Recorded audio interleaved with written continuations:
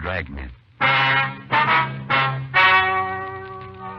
Ladies and gentlemen, the story you're about to hear is true.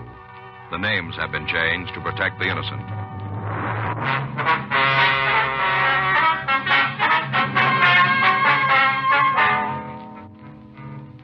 You're a detective sergeant. You're assigned to Bunko Fugitive Detail. A secretary tells you her employer has suddenly left town. She says he's taken all the company records with him. Your job? Check it out. It was Monday, May 18th. It was cloudy in Los Angeles. We were working the day watch out of Bunko Fugitive Detail. My partner's Frank Smith. The boss is Captain Didion. My name's Friday. We were on our way back from lunch, and it was 1:46 p.m. when we got to room 38. Bunko Fugitive.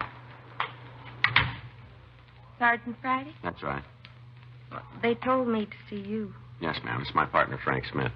How do you do? Good afternoon. My name is Gibbons. Clara Gibbons. Would you like to sit down there? Thank you.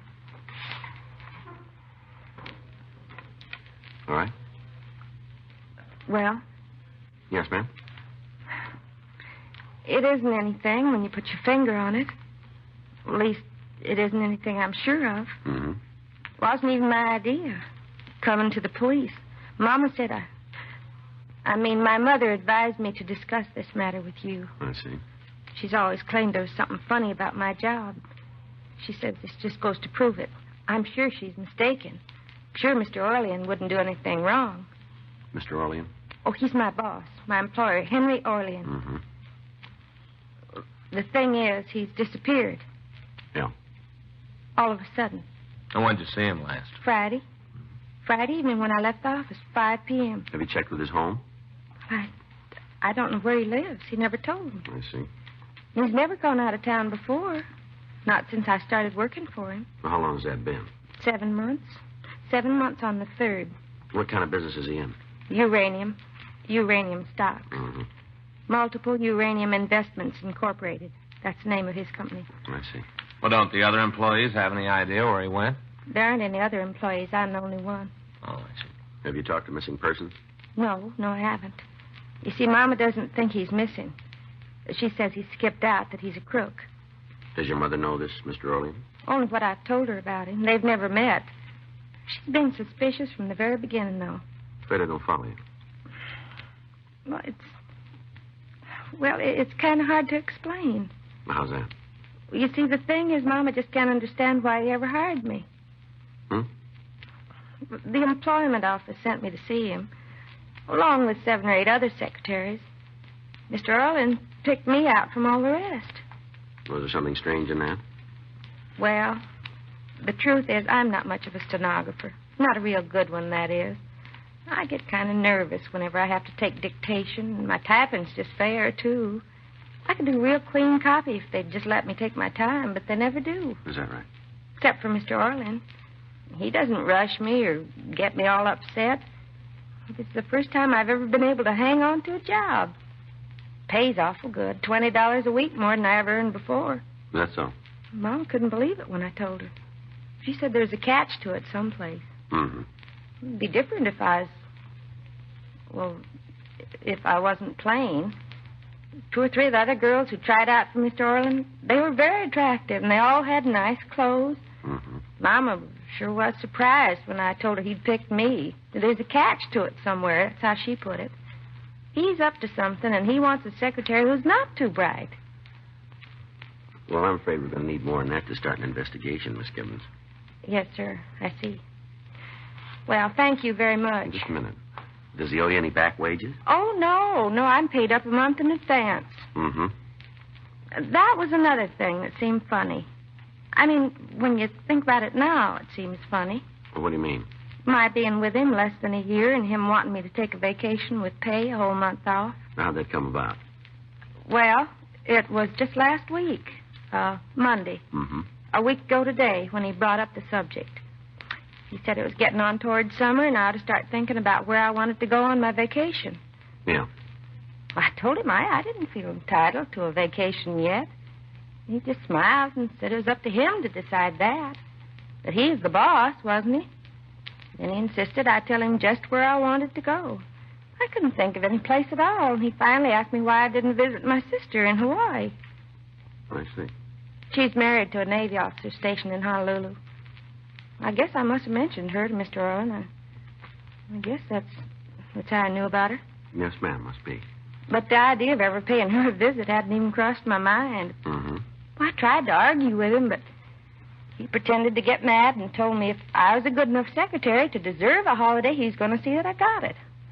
And he said he'd make up for it when I got back, that he'd really pour the work on. Mm-hmm. I knew he wasn't serious about pouring the work on, but it did seem like he really wanted me to go to Hawaii. Well, why didn't you take him up on it? Well, I meant to. I had my ticket. Round-trip flight. Mr. Orland paid for it, just like he said he would. Yeah. I was supposed to leave Saturday night. I sent Ann an airmail letter telling her all about the trip.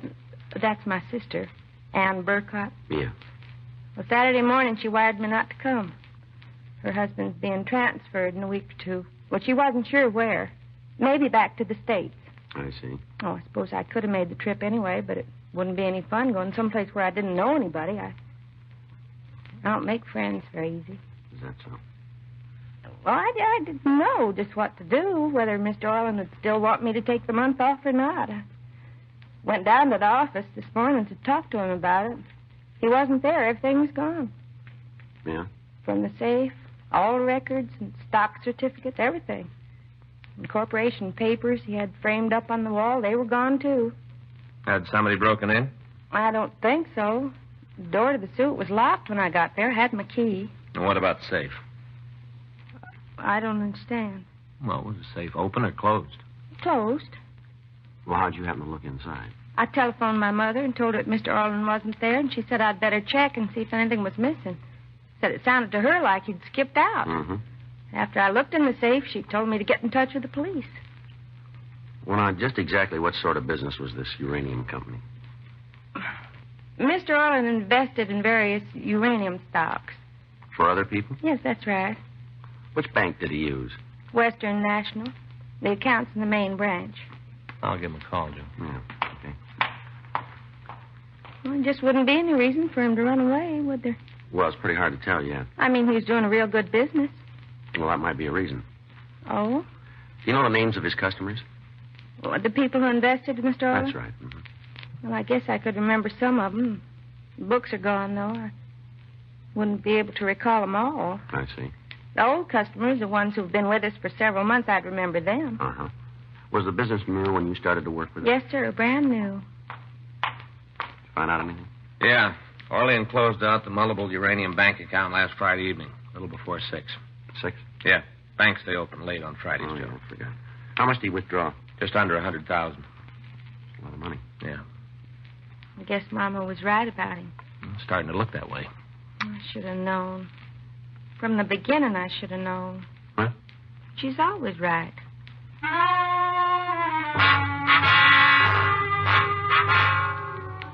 While Frank put in a call to Sacramento to check on the corporate status of multiple uranium investments, I asked Clara Gibbons to give me a detailed description of the suspect. 2:28 p.m., Sacramento reported that no such corporation had ever been authorized.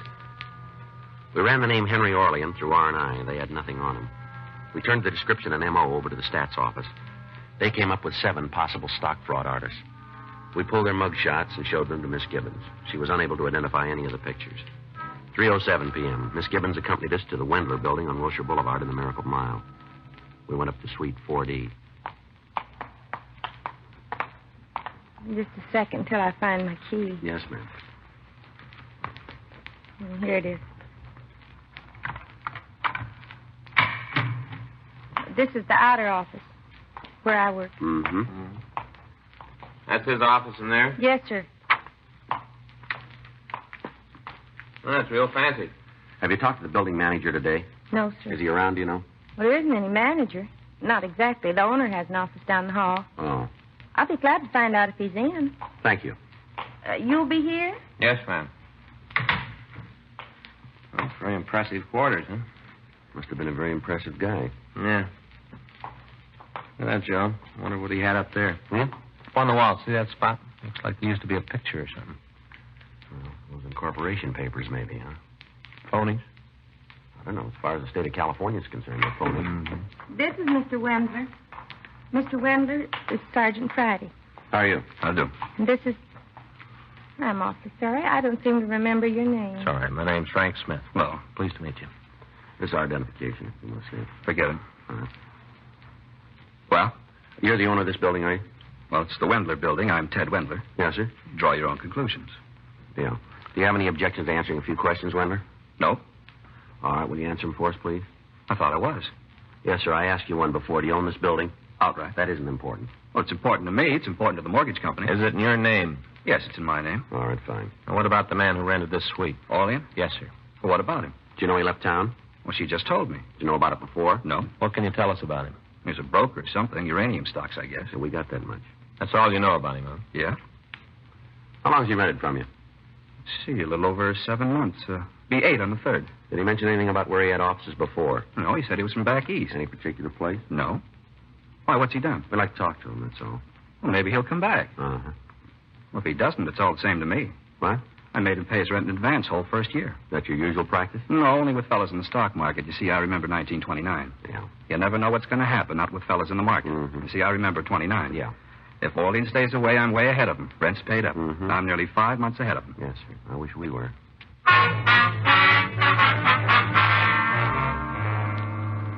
Ted Wendler confirmed Miss Gibbons' description of the suspect and insisted he could tell us nothing further about the man. While a crew from the crime lab went over the offices, we again questioned Clara Gibbons. She gave us the names and addresses of some of the people who had invested money with Orlean. 4:48 p.m., the crime lab reported that they'd been unable to discover any useful fingerprints in the suite. The only physical evidence they had uncovered was a copy of a prospectus which purported to list various securities owned by multiple uranium investments. It had fallen behind a filing cabinet.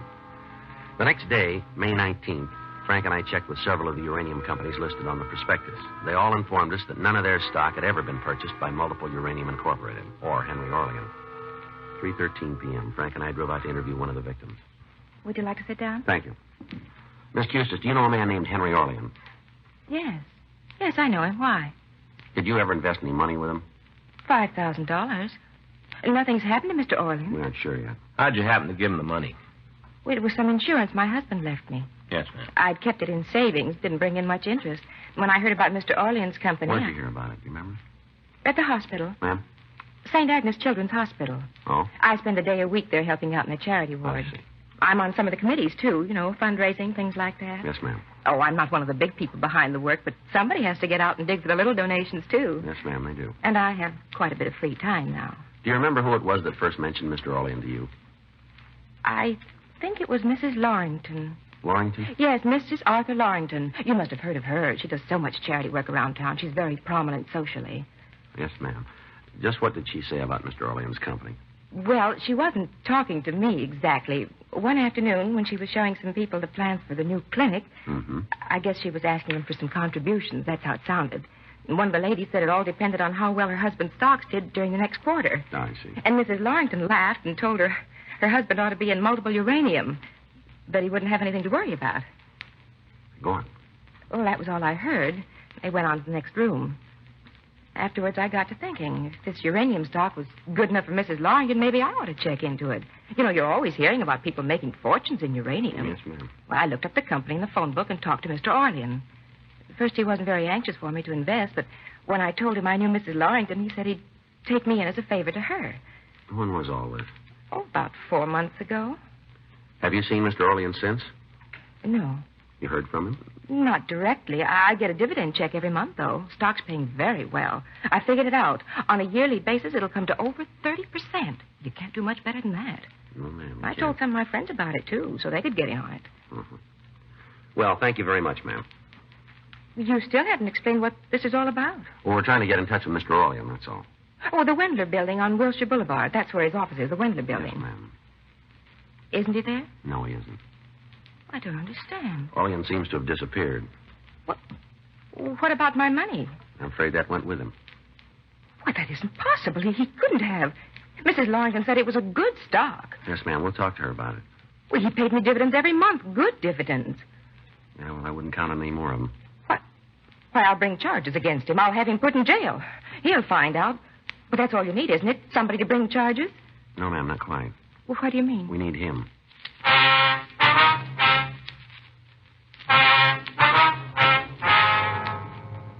Frank and I left Mrs. Custis and drove out to interview another victim, Mrs. J.T. Pressing on Highland Avenue. She told us that she had invested $8,000 in multiple uranium. She also told us that she had first heard about the stock through a friend who was on the fundraising committee for St. Agnes Hospital. We interviewed 3 more victims. All of them were in some way associated with the hospital or were acquainted with Mrs. Arthur Lorington. 8:45 p.m., we drove up to the Lorington estate in Bel Air. A maid showed us into the library and said that Mrs. Lorington would see us in a few minutes.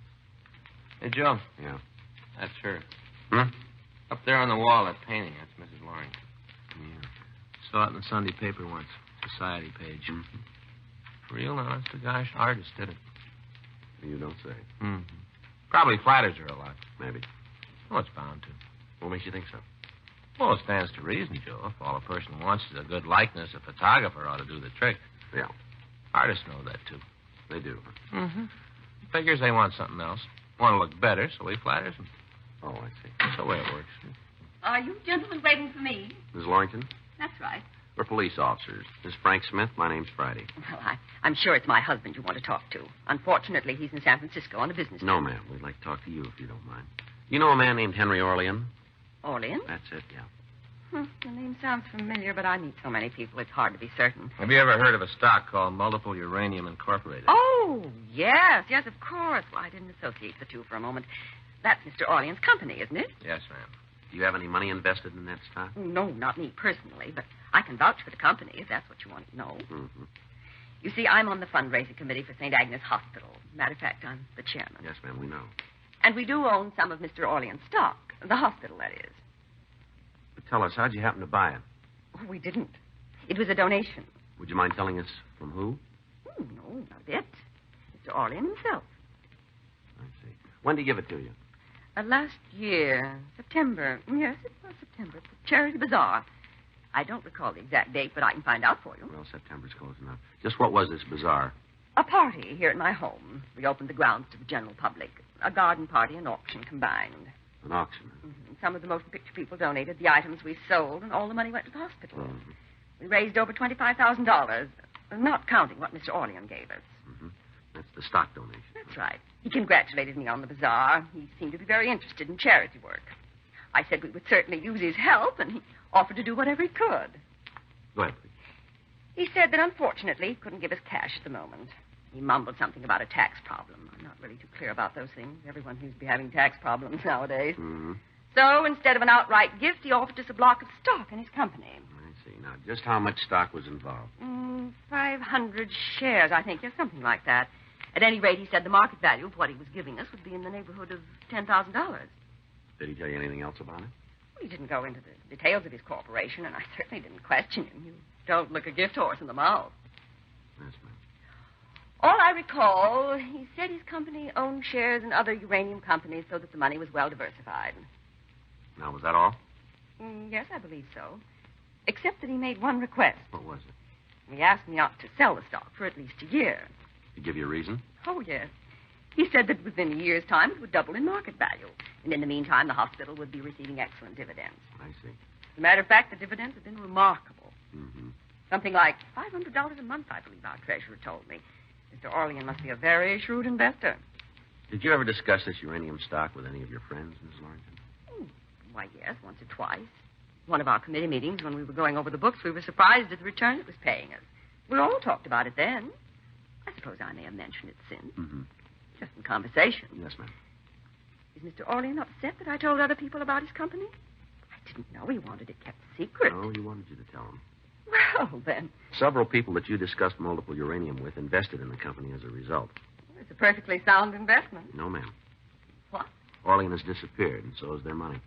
I'm sure you're mistaken. The stock he sold him was phony. So was the stock he gave your hospital fund. It couldn't be. Look at the dividends it paid. It was just good advertising. You mean he used the hospital? He used me? I'm afraid so. I just don't know what to say. I've never been involved in a situation like this before. Yes, ma'am. It's terribly distressing. I know it's not my fault, but I can't help thinking I should have been more careful, more discreet. Well, I'm sorry. I'm afraid you'll have to excuse me. I don't feel like talking anymore. I'm very upset. We understand. Anita will show you out. We'll find a way. Let's go. Oh. I was just looking at that painting up there again. You know, I was right, Joe. Flatters her.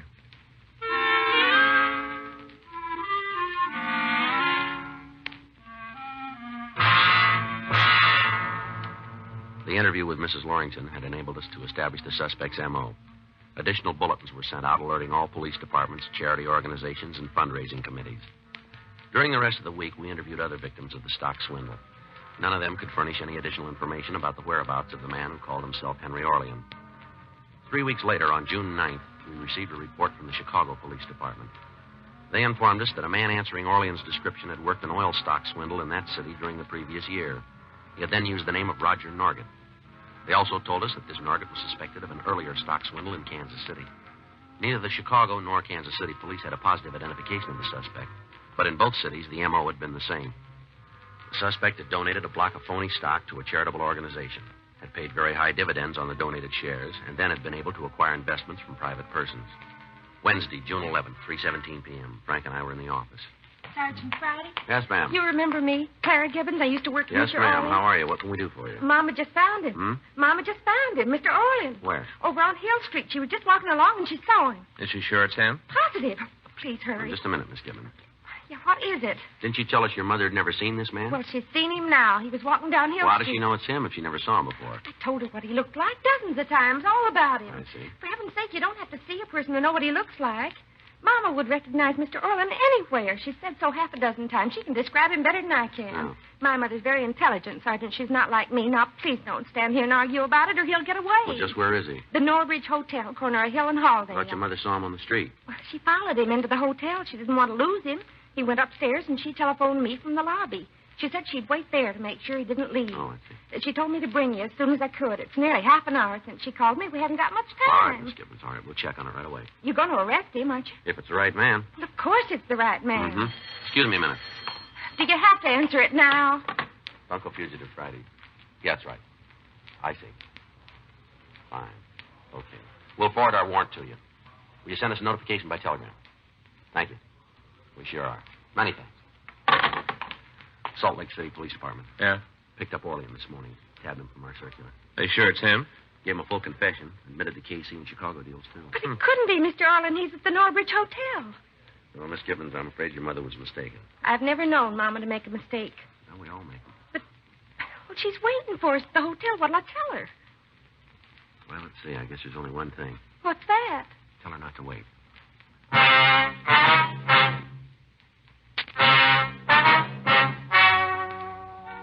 The story you have just heard is true.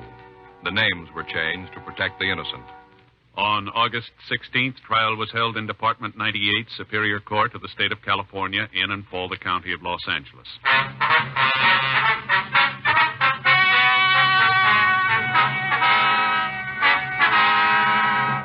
Francis Caxton Wheatley, alias Henry Orlean, alias Roger Norgett, was tried and convicted of grand theft, 7 counts, and received sentence as prescribed by law. Grand theft is punishable by imprisonment in the county jail for no more than 1 year, or in the state prison for not less than 1 or more than 10 years. Holds were placed on the suspect by the states of Illinois and Missouri at the termination of his sentence in San Quentin.